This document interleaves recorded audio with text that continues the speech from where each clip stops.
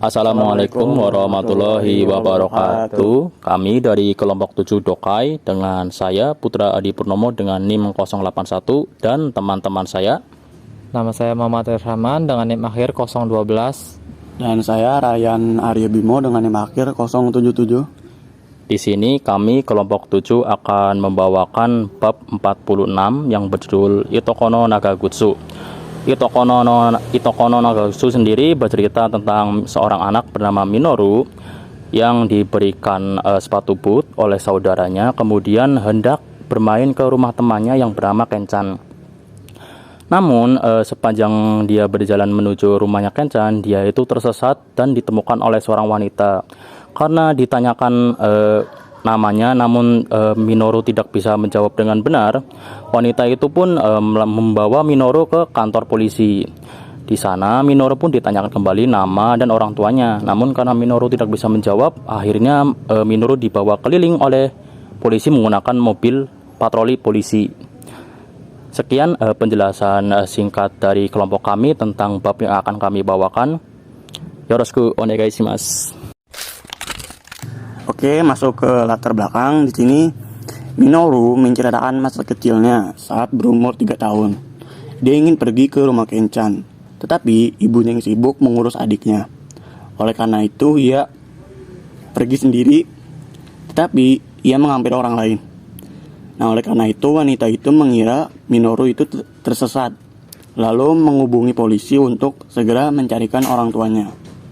Di sini ada permasalahan, yaitu yang pertama, apa keterkaitan teks pada relasi di dunia nyata Jepang? Yang kedua, bagaimana anak dapat aman tanpa penjagaan orang tua? Untuk tujuannya sendiri, yaitu yang pertama, audiens dapat mengetahui relasi teks dokai dengan permasalahan yang ada di Jepang. Dan yang kedua, audiens mengenal barang yang dapat mengamankan anak. Sekarang saya akan melanjutkan isi PPT-nya sendiri. Saya akan membacakan teksnya. Itokono Nagagutsu. Boku wa sansai no toki patoka ni notta koto ga arimasu. Fuyu no haru no hi no gogo deshita. Tomodachi no Kenchan no uchi e asobi ni ikou to omoimashita. Haha wa ototo no seiwa de isogashii sou deshita kara boku wa Kenchan no uchi e iku to itte hitori de dekakemashita. Ofuro ni nagagutsu o haite imashita. Itoko ga ookiku natte hakenaku natta no de kureta no desu. Moratta bakari de ureshikatta no o yoku oboete imasu. Kenchan no uchi wa tonari no tatemono no gokai de tatemono ni irikuchi ga 4つもありました。僕は何回も遊びに行ったことがあるのに、どれかよくわかりませんでした。右から2つ目の入り口のはずだと思って5階まで頑張って登りました。ドアをノックしましたが、ドアを開けて女の人全く知らない人でした。ケンちゃんと遊ぶのと言いましたが、その人はケンちゃんを知れませんでした。ここに引っ越してきたばかりだったのです。名前を聞かれたので、ミノルと答えました。家はどこか、父の名前は何か聞かれましたが、僕は答えられませんでした。女の人は僕の服や長靴を調べて、長靴の中にいとこの名前が書いてあるのを見つけました。でもその名前は僕が言ったのと違うし、住所もないので、女の人は僕を近くの交番へ連れて行きました。警官が名前と家を聞きました。僕は名前を教えましたが、警官も長靴の名前を見て信じてくれませんでした。僕はパトカーで警察法へ連れて行きました。他の警官がまた同じ質問をしましたが、僕はもう何も答えられませんでした。5時頃やっと両親が来ました。僕はテレビを見ながら警官がくれたパンを食べているところでした。両親の顔を見て大きな声で泣いてしまいました。母は検査のうちへ迎えに行きましたが、僕がいなかったのでびっくりしました。それで警察に連絡したのです。両親は警官に叱られました。僕はそれからしばらくパトカーに乗ったことが自慢でした。Ketika aku berumur 3 tahun, aku pernah naik mobil patroli polisi. Itu terjadi pada suatu sore di musim dingin. Aku berniat pergi bermain ke rumah temanku, Kenchan. Karena ibu terlihat sibuk mengurus adik, aku pun bilang, aku mau ke rumah Kenchan. Lalu berangkat sendirian. Saat itu, aku memakai sepatu bot bekas. Sepatu bot itu tadinya milik sepupu yang sudah tidak muat lagi karena dia tumbuh besar. Lalu dia memberikannya padaku. Aku masih ingat betapa senangnya aku saat baru saja menerimanya. Rumah Kenchan ada di lantai 5 gedung sebelah. Dan gedung itu punya 4 pintu masuk. Padahal aku sudah sering ke sana.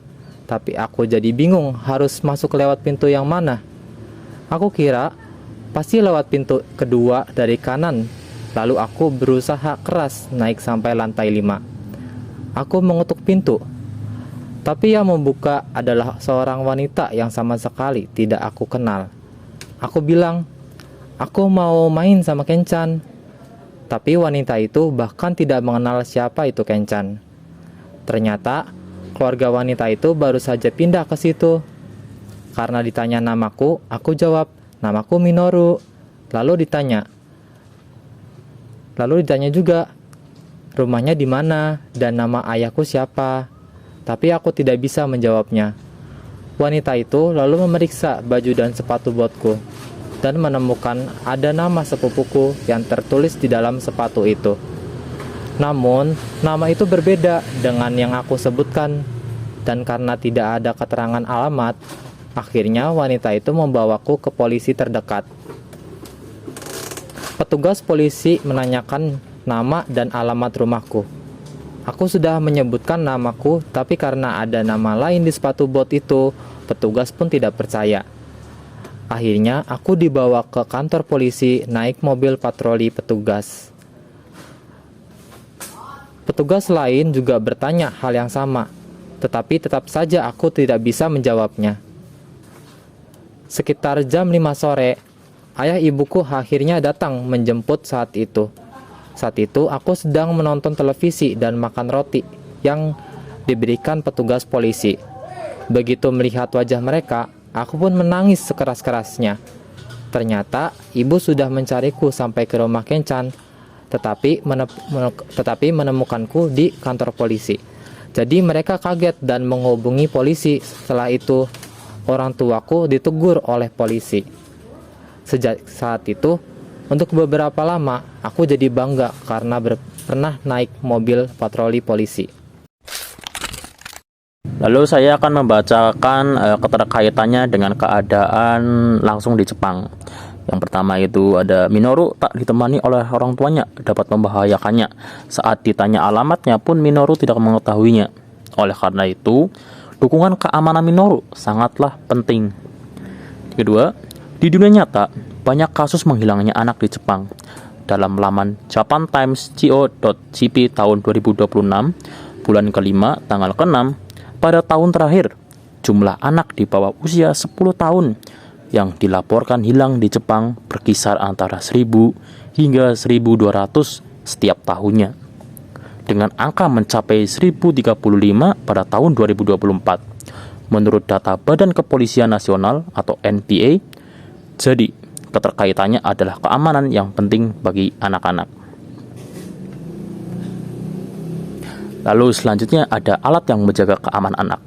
Ada 2. Yang pertama itu adalah Kodomo no Keitai atau ponsel anak adalah perangkat telepon seluler yang dirancang khusus untuk anak-anak. Ponsel ini dilengkapi dengan berbagai fitur keamanan seperti pelacakan GPS, tombol darurat, dan batasan komunikasi untuk memastikan keselamatan anak-anak. Dengan memanfaatkan teknologi GPS, Kids Keitai menggunakan orang tua untuk memantau lokasi anak mereka secara langsung. Salah satu fitur utama yang membedakan Kids Keitai adalah tombol darurat yang dapat ditarik oleh anak jika merasa terancam. Lalu yang kedua adalah alarm keamanan. Alarm keamanan adalah alarm khusus tindakan penjahat dan keamanan yang dapat dibawa kemana saja. Fungsinya untuk mengeluarkan suara yang sangat kencang dan berisik saat berada dalam bahaya jika tuasnya ditarik. Oke, di sini ada tentang instansi yang membantu ya, yaitu polisi atau Kesatsu. Adalah salah satu petugas instansi yang dapat menjaga keamanan anak di masyarakat. Polisi di Jepang memiliki dedikasi tinggi terhadap tanggung jawab dan tugasnya. Beberapa sistem kepolisian di Jepang yang dapat menjaga keamanan anak-anak. Jika terjadi sesuatu yang mendesak atau berbahaya, kalian dapat menghubungi nomor resmi kepolisian yaitu 1110. Nah, di sini ada macam-macamnya ya. Yang pertama itu bergantian berjaga. Bisa disebut sebagai pos polisi kecil. Polisi yang berdiam di titik wilayah penjagaannya untuk mengawasi lingkungan sekitar. Koban hadir untuk membantu masyarakat menjaga keharmonisan dan memudahkan cepat tanggap kepada masyarakat. Koban juga akan bergantian selama 24 jam per hari. Di sini ada Oma Warisang ya. Adalah seorang yang berpatroli di sekitar. Cara paling umumnya yaitu untuk memanggil petugas polisi pada umumnya. Nah, saat berada di Koban untuk melaporkan sesuatu, petugas akan meminta Anda untuk mengisi formulir. Yaitu yang pertama, data diri pelapor, yaitu nama lengkap dan furigana. Yang kedua itu alamat di Jepang, kayak hotel, apartemen atau rumah atau tempat tinggal. Yang ketiga itu ada nomor telepon, nomor kontak yang aktif dan bisa dihubungi selama di Jepang jika kehilangan barang di tempat umum seperti stasiun, pusat perbelanjaan, dan taman. Biasanya terdapat loket lost and found. Kamu bisa langsung datang dan menjelaskan barang yang hilang dengan detail, termasuk warna, merek, serta waktu dan lokasi perkiraan kehilangan.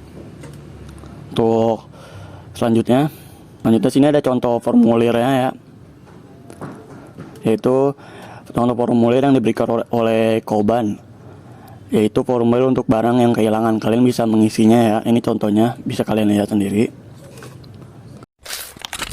Selanjutnya ada shakai atau peran dari masyarakat tersebut. Di dalam teks, wanita sebagai masyarakat mencoba melaporkan anak yang dia kira tersesat. Itu merupakan bentuk upaya yang baik di lingkungan masyarakat. Selain itu, kebijakan yang sudah diterapkan polisi, peran masyarakat juga memiliki peran penting dalam menjaga dan melindungi anak-anak. Kesadaran akan pentingnya dan lingkungan sekolah atau pekerjaan harus menjadi tempat yang aman dan penuh atas kepedulian serta mendukung untuk mereka berkembang dengan baik. Kesimpulannya, Minoru bertemu kembali dengan kedua orang tuanya di kantor polisi. Sistem perlindungan anak di Jepang mencerminkan sebuah ekosistem keselamatan yang ideal karena berhasil mengintegrasikan 3 pilar utama secara harmonis, yaitu 1. Budaya kepedulian sosial atau komunitas. 2. Kehadiran hukum yang preventif, kepolisian, dan kemandirian anak melalui teknologi dalam perangkat keamanan. Keselamatan anak-anak tidak hanya dibebankan pada satu pihak, melainkan menjadi tanggung jawab kolektif. Dengan adanya pos polisi Kobang yang tersebar di lingkungan warga, masyarakat yang peka dan saling menjaga, serta anak-anak yang dibekali alat proteksi dini seperti Kitskeitai dan Boham Baza, Jepang berhasil menciptakan ruang publik yang aman, ramah anak, dan meminimalkan celah terjadinya tindakan kriminal atau kecelakaan pada anak. Ini adalah sumber-sumber yang kami telusuri selama masa pembuatan PowerPoint. Segitu saja presentasi dari kelompok 7. Domo, arigatou gozaimasu. Sampai jumpa.